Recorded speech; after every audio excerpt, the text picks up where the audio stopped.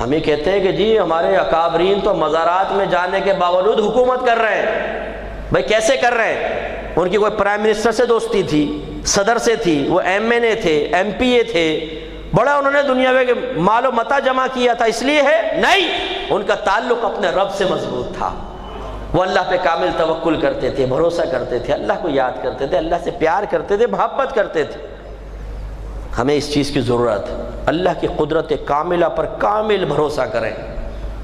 جب آپ کریں گے تو ہزار وسوسے ذہن سے ہٹیں گے۔ ہم لوگوں سے ڈرتے ہیں، نہیں یار جادو کروا دے گا، ہماری بہنیں گھبراتی، نہیں بھی نہیں فلاں سے نہ کچھ کہو، وہ بڑی خطرناک عورت ہے، جادو کروا دے گی، ٹونا کروا دے گی۔ ارے بھائی جادو ٹونا اپنے مقام پر حق ہے، اس کا انکار نہیں، لیکن جادو تبھی اثر کرے گا جب میرا رب چاہے گا۔ ہم جیسے لوگ جو میڈیا پہ بھی کام کر رہے ہیں اور بڑے پیمانے پر اللہ تعالیٰ نے کام کرنے کا موقع دیا، آپ سوچئے ہمارے کتنے دشمن ہوں گے اور کتنے لوگ ہمارے اوپر جادو ٹونے کرواتے ہوں گے۔ اگر اس طرح جادو ٹونے اثر انداز ہوتے رہتے تو میں آپ کے سامنے نہ بیٹھا ہوتا۔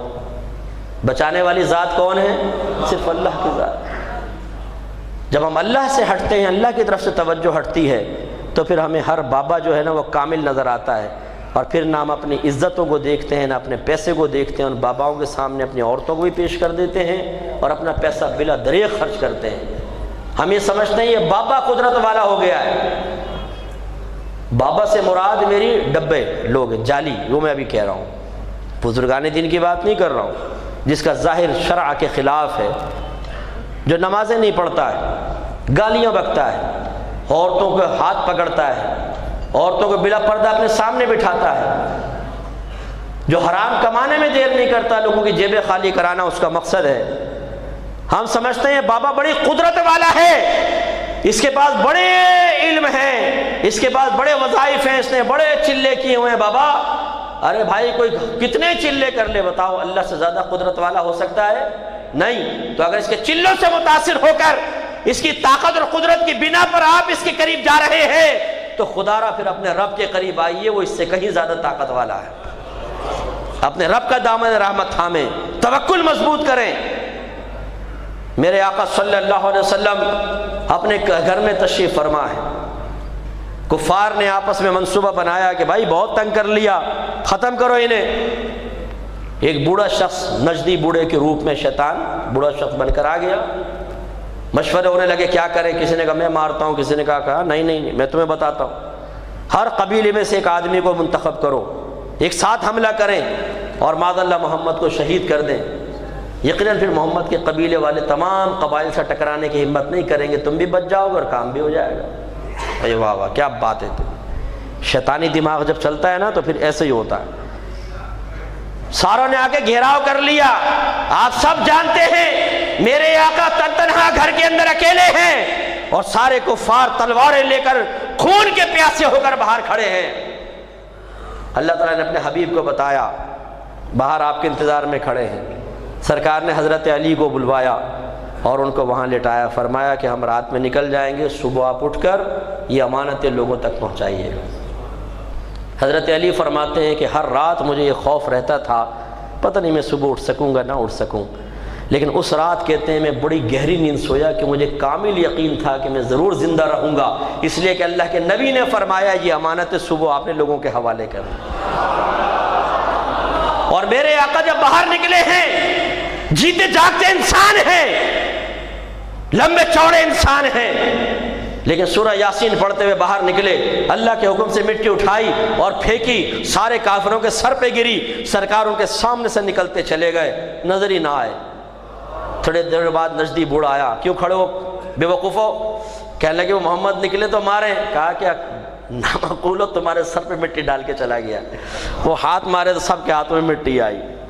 جو رب میرا اتنی قدرت والا ہو کہ اپنے حبیب کو ایسا ان کے درمیان سے نکال دے کہ نظر نہ پڑے، اس رب سے تعلق مضبوط کرنا چاہیے نہیں کرنا چاہیے؟